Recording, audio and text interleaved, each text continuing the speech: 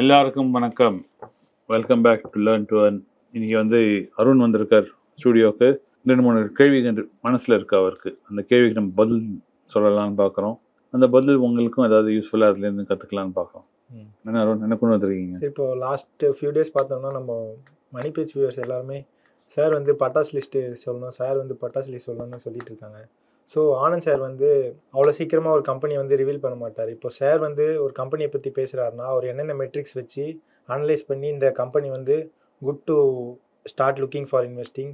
So என்னென்ன metrics sir பார்ப்பாரு ஒரு ஸ்டாக் பற்றி அனலைஸ் பண்ணுறதுக்கு? சரி, நான் ஆனந்த் சார் இல்லை. சரியா, ஆனந்த் சார் இந்த கேள்வி கேட்டாலும் அவராலையும் பதில் சொல்ல முடியாது. ஏன்னா அவருக்கு ஒரு நேச்சுரல் ஃபீல் இருக்குது. ஏன்னா வருஷ கணக்காக பண்ணிட்டு இருக்காரு. சரியா, பிறந்ததுலேருந்து எங்கள் தாத்தா ஆடிட்டராக இருந்தார்.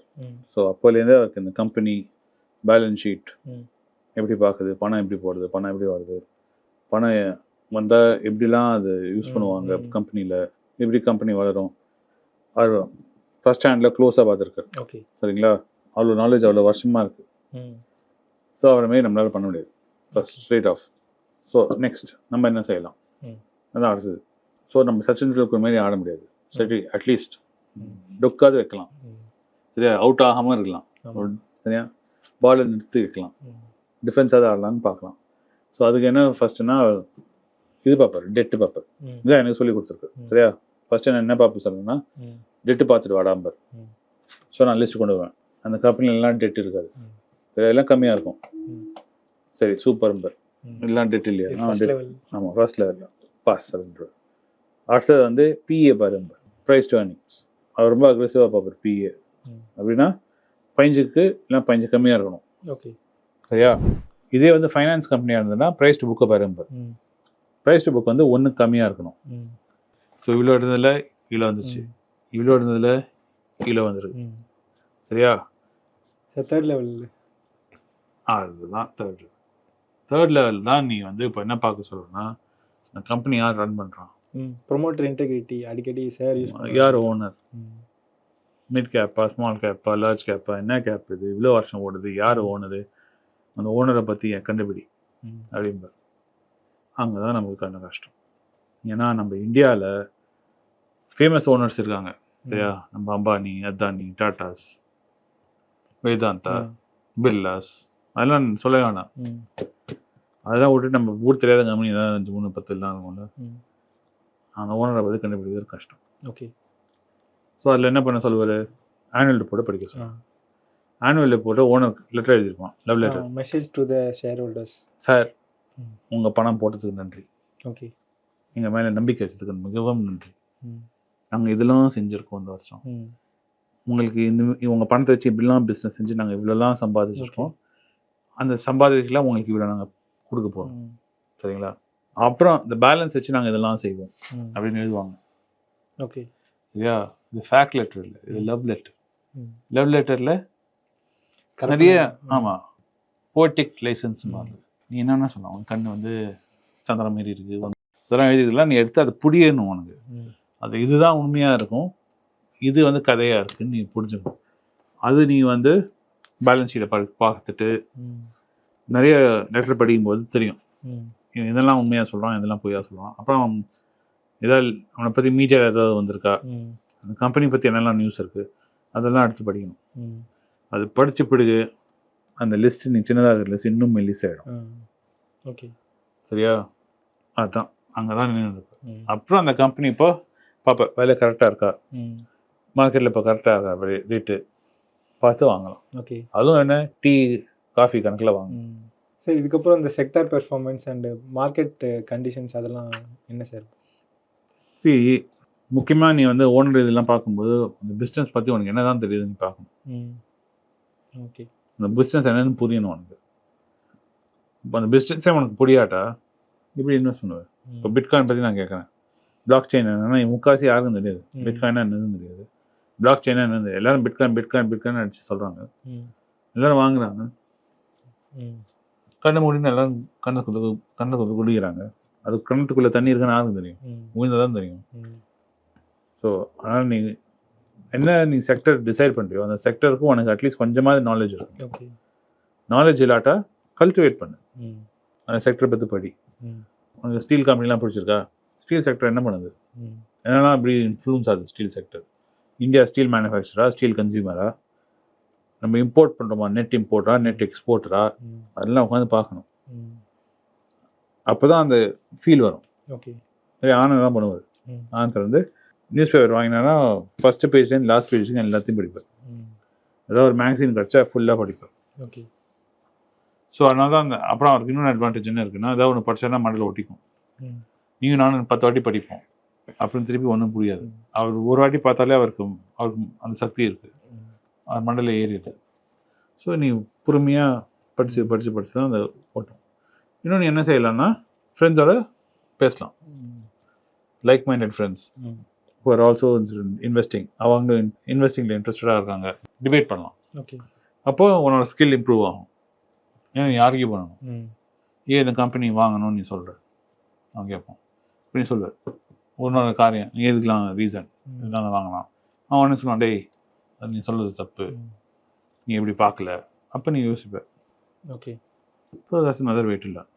பட் இப்படி தான் பண்ணி தான் பொறுமையாக கற்றுண்டு நீயும் வந்து பட்டாஸ் லிஸ்ட் பண்ணலாம். பட்டாஸ் லிஸ்ட்டில் வந்து ரொம்ப போரிங். ஏன்னா ஒரு வாட்டி லிஸ்ட்டில் ஒரு ஸ்டாக் உள்ளே போச்சுன்னா அங்கேயே உட்காந்துருக்கும். அது ஒன்லி ரீசன் அது வெளில ஓடுறதுக்கு வந்து பட்டாஸ் லிஸ்ட் விட்டு ஒன்று விலை ரொம்ப ஏறிடுச்சு, ஸோ இனிமேல் வாங்குறது வேல்யூ இல்லை. இல்லாட்டா அந்த கம்பெனி ஏதோ மாறிடுது, செக்டர் ஏதோ மாறிடுது, அதனால வெளில போயிடுது. ஓகே. ஸோ அதனால தான் ரொம்ப நாள் வந்து இந்த நாட்கோ ஓட்டிகிட்டே இருக்குது.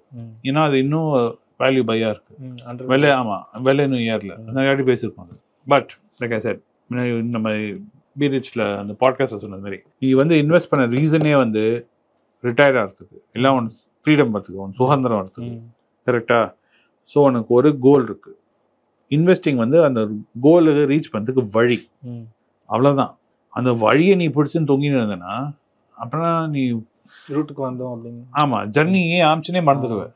திருப்பதி ஏழுது வந்து போய் சாமியை பார்க்கறதுக்கு, அந்த திருப்பதி மலையை நீ கட்டி பிடிச்சுட்டேன்னா சாமியே மறந்துடுவேன். அப்புறம் நீ எதுக்கு தான் மலையை ஏறுற? அந்த மலைக்குள்ளே நீ தொலைஞ்சு போயிடுவேன். அந்த மலையை அப்படியே காதல் விழுந்து காட்டுக்குள்ளே அப்படியே சுற்றிட்டு இருப்பேன். நிறைய பேருக்கு அது இன்வெஸ்டிங்கில் அது ஆயிடுது. இன்வெஸ்டிங் சொல்கிறாங்க, சார் நான் வந்து 20 years ஆகும்போது ஒரு 10 கோடி வச்சு நான் ரிட்டையர் ஆகும். வெரி குட், இன்வெஸ்ட் பண்ணுங்க, கற்றுக்குறாங்க. அப்புறம் அந்த 20 கோடி மறந்துட்டாங்க.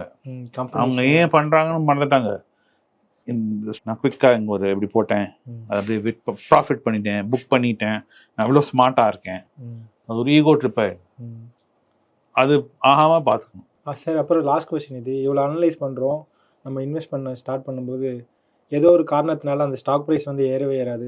நம்ம அனலைஸ் பண்ணது எல்லாமே கரெக்டாக இருக்குது, ஆனால் மார்க்கெட் வந்து இன்னும் அது அண்டர் வேல்யூவாக வச்சிட்ருக்கோம். நம்ம நிறைய ஸ்டாக்ஸ் பார்த்துருப்போம், ஆனால் திடீர்னு ஒரு ஃபேஸ்க்கு அப்புறம் என்ட்ரி ஆக முடியாத. நம்ம விராட் கோலி எப்படிதான் ஃபேமஸ் அவுட் ஆகிடுவார், பொறுமையாக விளையாடினப்பார். சரியா?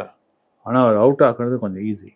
ஏன்னா கொஞ்சம் சீக்கிரம் கோவம் வந்துடும், ட்ரிகர் பண்ண. ஆமாம், ஒரு 4-5 பந்தை டைட்டாக போட ஆரம்பிச்சிட்டு நான் நல்லா அடிக்க முடியாமல் கொஞ்சம் அவர் ஃப்ரஸ்ட்ரேட் பண்ணிவிட்டு உடனே கொஞ்சம் எப்படியாவது வெளில அது உடச்சி வெளில வரணும்னு பார்ப்பாரு. சில நேரம் வந்துடுவார், ஒரு 6-4 அடிச்சுட்டு ஒன் மேலே மூஞ்சியில் கறி பூசிடுவார். சில வாட்டி மாட்டின்றார், அவுட் ஆகிடுவார். அதுமாரி தான் இருக்கும். சரியா? நீ ஸ்டாக் எல்லாம் கரெக்டாக பண்ணியிருக்க, பொறுமையாக இரு.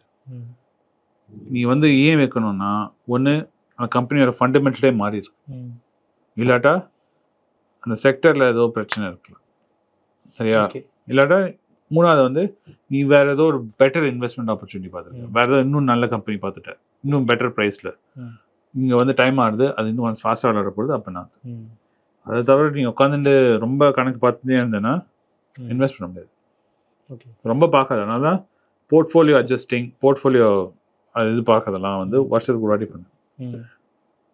முக்கியமாக என்ன பண்ணணும்னா, போர்ட்ஃபோலியோக்கு முன்னாடி உன்னோட ஓன் ரிஸ்க் அசஸ்மெண்ட் பண்ணணும். ரிஸ்க் அசஸ்மெண்ட்னா, நீ இன்வெஸ்ட்மெண்ட் ஆரம்பிக்கும் போது உன்னால் அவ்வளோ ரிஸ்க் எடுக்க முடியும். ஏன்னா அவ்வளோ கடன் இல்லை, கல்யாணம் இல்லை, குழந்தைங்க இல்லை. ஆனால் ஒரு வருஷம் போயாச்சு, ஏதோ 2 கடன் எடுத்திருப்ப, இல்லாட்ட கல்யாணம் ஆகிருக்கலாம், இன்னொரு குழந்தை வந்திருக்கலாம். அப்போ உன் ரிஸ்க் ப்ரொஃபைலே மாறிடுச்சு. அப்போ உன்னோட இன்வெஸ்ட்மெண்ட் ப்ரொஃபைலும் மாறணும். நீ வந்து 20-year-old மாரி ஓட பார்த்தேன்னா எனக்கு நம்ம 50 வயசாக போகுது. நான் வந்து 20-year-old மாரி ஓட பார்த்தேன்னா நெஞ்சு பிடிச்சினா உட்காந்துருவேன். மேரத்தான் ஓட முடியாது. சரியா? ஷேப்பில் இல்லை. அதேமாரி தான் ரிஸ்க்கும். உன் ரிஸ்க்கும் மேட்ச் ஆகணும். உன் வாழ்க்கையில் என்னெல்லாம் நடக்குதோ உன்னோட ரிஸ்க் ஆப்ரேட் அந்த மேட்ச் ஆனது கரெக்டாக இன்வெஸ்ட் பண்ணணும். சரி, ஒரு கம்பெனியில் பீரியாடிக்காக இது மட்டும் செக் பண்ணிகிட்டே இருக்கணும் அப்படின்னா என்னென்ன மெட்ரிக்ஸ் நீங்கள் சொல்லுவீங்க? மெயினாக திருப்பி சொன்னதே சொல்லிட்டு பிஏ பார்த்துட்டே இருக்கும். ஏன்னா அதுதான் தெரியும் அதில் வாங்கிறதுக்கு இன்னும் இடம் இருக்கா. இப்போ நாட்கோ வந்து எல்லாம் பார்த்தாச்சு, வேற ஒன்றும் மாறலை. இப்போ டெய்லி என்ன மாறுது, விலை தான் மாறிட்டு இருக்கு. திடீர்னு ஒரு நாளைக்கு வந்து நிறைய பேர் ப்ராஃபிட் புக் பண்ணுறாங்க, திடீர்னு ஒரு 5-6% இறங்குது. இல்லாட்டா நம்ம யூஎஸ்லேருந்து ஏதாவது நியூஸ் வரும், உன்னோட லேப் எதுவும் நாங்கள் பார்த்துட்டோம் நம்ம நியூஸ் வரும், உடனே 2-3 எஃப்ஐஎஸ் பயந்துட்டு விற்றுருவாங்க தொகுதுன்னு. அப்போ இறங்கும். உனக்கு தெரியும் அந்த கம்பெனியை பற்றி, அந்த ஓனரை பற்றி, அப்போ நீ நம்பி வாங்கலாம். ஸோ அந்த பி ரேஷியோ பார்த்துட்டே இருந்தேன்னா இன்னும் வேல்யூ இருக்கா இல்லையான்னு தெரிஞ்சுட்டே இருக்கும். அந்த வேல்யூ தாண்டிட்டீங்கன்னா வாங்க முடியாது. நிறைய பேங்க் இதுமாதிரி ஆனு சொல்லியிருந்தே இருந்தார். அவர் பட்டாஸ் லிஸ்ட்டை பழைய வீட்டெல்லாம் நீங்கள் 2 வருஷம் ரீவைண்ட் பண்ணி 4 வருஷம் ரீவைண்ட் பண்ணி பார்த்தீங்கன்னா பட்டாஸ் லிஸ்ட்டில் பார்த்தீங்கன்னா நிறைய பேங்க்லாம் இருந்தது. அது அந்த பேங்க் எல்லாம் புக் வேல்யூ 1க்கு அடியில் இருந்தது அப்போ அந்த டைமில். ஆமாம், இப்போ எல்லாம் ஏறி போயாச்சு. இப்போ அதை வாங்க முடியாது. ஓகே. ஸோ அதுமாரி நானும் கணிச்சுக்கணும். சரியா? அதனால தான் அதை பார்த்துட்டே இருக்கணும். வேல்யூ வரும்போது வாங்கலாம். இந்த வீடியோ பார்த்ததுக்கு நன்றி. இல்லை நீங்கள் ஏதாவது கற்றுனீங்கன்னு நாங்கள் ஹோப் பண்ணுறோம். அருண் நிறைய கற்றுண்டாரு, நீங்களும் ஏதாவது கற்றுனீங்கன்னா ஐ ஹோப். இந்த வீடியோ பிடிச்சிருந்தா சப்போர்ட் பண்ணுங்கள் அருணை. கீழே வீடியோ லைக் பண்ணுங்கள், கமெண்ட் பண்ணுங்கள். அருணுக்கு கேள்வி நிறைய நீங்கள் அடிக்கலாம் கீழே. ஏன்னா அவர் நிறைய பாட்காஸ்ட் என்னோட இங்கிலீஷில் பண்ணுறார், தமிழ்லையும் உங்கள் கேள்விக்கு பதில் சொல்ல பார்ப்பார். அதனால் கீழே யூஸ்ஃபுல் கமெண்ட்டாக போடுங்க. அவர் டெஃபினட்டாக அந்த யூஸ்ஃபுல் கமெண்ட் எடுத்து ஆன்சர் எப்படியாவது உங்களுக்கு கொடுக்க பார்ப்பேன். வீடியோ பார்த்ததுக்கு நன்றி. தேங்க்யூ. வணக்கங்க. இந்த ஃபைனான்ஸ் நியூஸை பற்றி டிஸ்கஸ் பண்ணதுக்குன்னு தனியாக ஒரு ட்விட்டர் ஐடி வச்சுருக்கோம். கீழே அந்த இதை ட்விட்டர் ஐடி வரும். என்னோடய இன்ஸ்டாகிராம் ஐடியும் கீழே இருக்கும். அதில் ஷார்ட் வீடியோஸ் வரும். ஸோ என்னை எக்ஸ்க்ளூசிவாக ஃபைனான்ஸ் விஷயத்தில் ஃபாலோ பண்ணணும்னு நினைக்கிறவங்க கீழே இருக்கிற ட்விட்டர் ஐடியும் இன்ஸ்டாகிராமையும் ஃபாலோ பண்ணுங்கள். நன்றி, வணக்கம். உங்கள் பேராதரவுக்கு மிக்க நன்றி. நான் டோட்டலாக 5 புஸ்தகங்கள் எழுதியிருக்கிறேன். 3 வந்து ஆங்கிலத்தில் எழுதியிருக்கிறேன். அதில் 2 தமிழாக மொழிபெயர்த்துருக்காங்க. ஸோ டோட்டலாக 5 புஸ்தகம் ஆச்சு. இந்த 5 புஸ்தகத்துக்கு ஹார்ட் காப்பி வேணும்னா நீங்கள் கீழே இருக்கிற வாட்ஸ்அப் நம்பருக்கு மெசேஜ் அனுப்பிச்சிங்கன்னா எங்கள் டீம் உங்களை கான்டாக்ட் பண்ணுவாங்க. இந்த 5 புஸ்தகங்களில் 3 புஸ்தகம் கிண்டலில் இருக்குது. அமேசானில் கிண்டலில் வாங்கணும்னு ஃபீல் பண்ணுறவங்க நேராக கிண்டலில் வாங்கிக்கலாம். தமிழ்லேயே யாராவது ஃபைனான்ஸ் நியூஸ் படிக்கணும்னு ஃபீல் பண்ணிங்கன்னா தயவுசெஞ்சு moneypage.com விசிட் பண்ணுங்கள்.